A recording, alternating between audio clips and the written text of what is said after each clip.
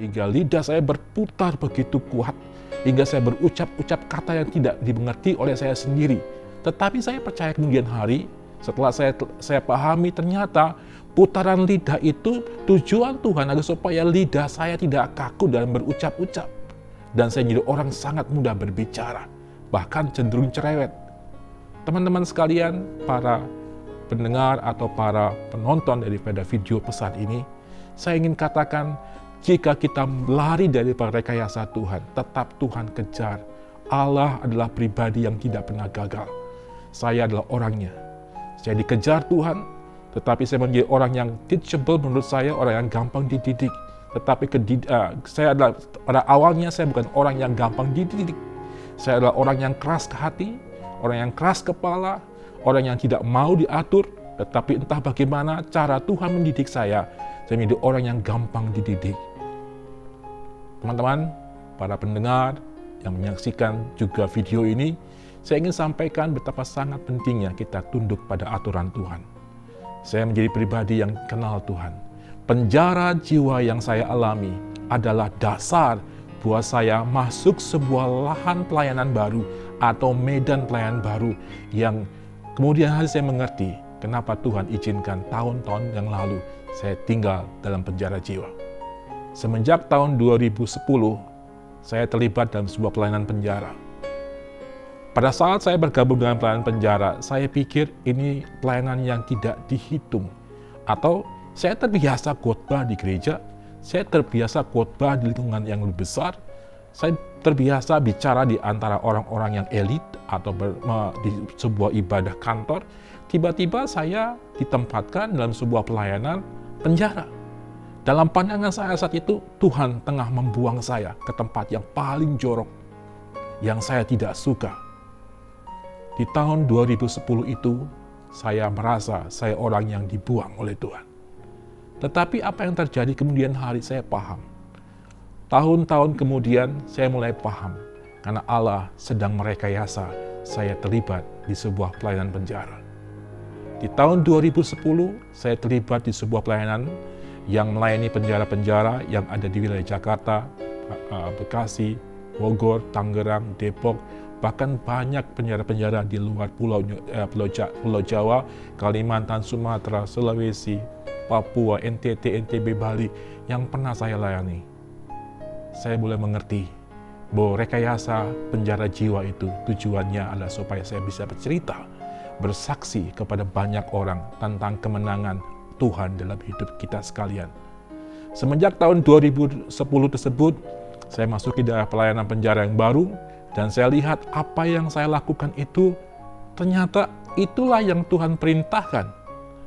Kalau kita lihat dalam Matius pasal 25 tentang penghakiman terakhir perikopnya, ada orang yang bertanya, kapan kami memberi engkau makan waktu engkau lapar? Memberi engkau tumpangan waktu engkau butuh tumpangan? Melihat engkau di penjara waktu engkau di penjara? Membesuk engkau di rumah sakit waktu engkau sakit? Dan seterusnya dan seterusnya. Katanya, apa yang engkau buat terhadap saudaraku yang paling hina, engkau berbuat terhadap aku. Saya mengerti bahwa pelayanan penjara itu bukan pelayanan yang dibuang. Adalah sebuah pelayanan yang terhormat dalam pandangan Tuhan. Melayani saudara Tuhan Yesus yang paling hina. Dan itu juga berarti melayani Tuhan. Di tahun 2010 paradigma saya berubah. Di tahun-tahun kemudian paradigma saya dibalikkan oleh Tuhan. Bahwa saya menjadi orang yang sangat dihargai. Dan karena saya melayani orang-orang yang dalam penjara. Sudah sangat banyak orang yang dijangkau oleh pelayanan kami ini. Ada banyak orang yang telah terima Yesus secara pribadi. Ada orang-orang yang telah mendengar kabar tentang Yesus dari lidah dan mulut teman-teman kami dan saya juga. Dan banyak juga orang yang bertobat menerima Yesus. Dalam melayani di penjara itu tidak semuanya sama dengan saya, dalam arti kata seiman dengan saya. Banyak juga yang tidak seiman dengan saya, tetapi entah bagaimana cara Tuhan mengajar mereka sekalian. Satu masa saya mendengar sebuah suara yang Tuhan katakan, buat sebuah puisi dan lagu untuk mengenalkan siapa diri Tuhan kepada mereka sekalian. Saya coba ikuti dan taati apa yang Tuhan perintahkan. Saya kutip beberapa perkataan-perkataan Mazmur dan Dan itu disampaikan pada mereka sekalian sebagai bagian daripada misi memberitakan nama Tuhan di kalangan orang-orang dalam penjara. Dan inilah disebut dengan musikalisasi puisi. Puisi yang dimusikkan, diberikan aransemen musik dan menambah kata-kata. Dari mana puisi saya ambil? Saya ambil dari kitab Mazmur, dan itu menjadi alat untuk mengabarkan Injil kepada banyak orang. Banyak cara ide-ide gemilang yang diberikan oleh Roh Kudus Tuhan kepada saya secara pribadi ataupun kepada teman-teman saya yang lainnya, hingga dituangkan dalam pergerakan misi penginjilan ke penjara-penjara. Yang terbaru ini ada satu perintah agar supaya kami membuat sebuah sekolah penginjilan di banyak gereja-gereja di lapas dan rutan. Pada mulanya kami nggak mengerti maksud Tuhan apa membuat sekolah penginjilan. Tapi pada akhirnya saya melihat karya Tuhan dari sekolah penginjilan, dari sekolah Alkitab yang dibuka di penjara-penjara tersebut, diharapkan akan lahir para Paulus-Paulus yang beritakan Injil melalui kabar hidup mereka sekalian.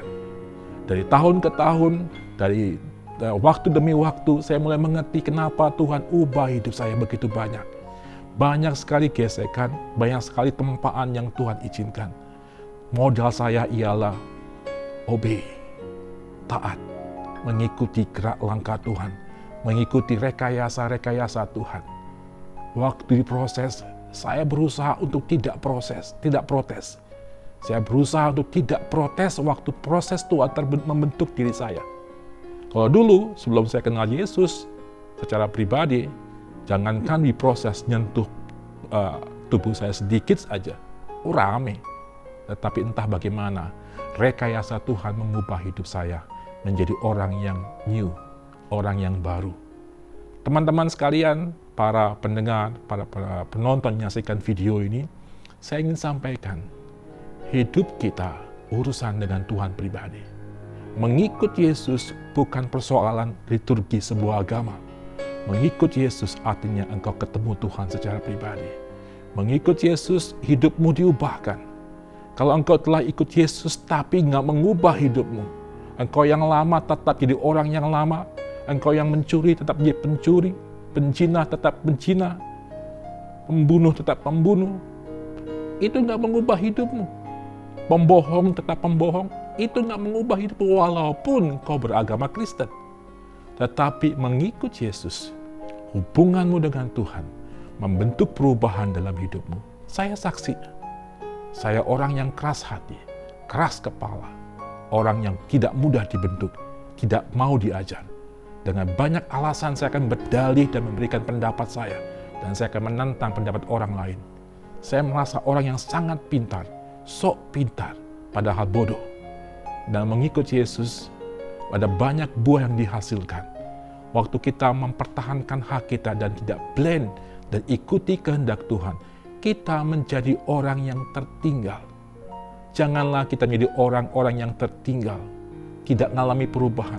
Percuma bertahun-tahun menjadi orang Kristen kalau tidak ada perubahan buah karakter hidupmu. Percuma kalau hidupmu menjadi orang yang sama saja dari hidupmu yang lama. Saya berharap agar supaya teman-teman, para pendengar, para penonton video pesan ini, hiduplah hidupmu dengan cara yang benar. Karena hubunganmu itu penting. Dalam mengikut Yesus, menjadi pengikut Yesus, ini berhubungan dengan kualitas hidup kita.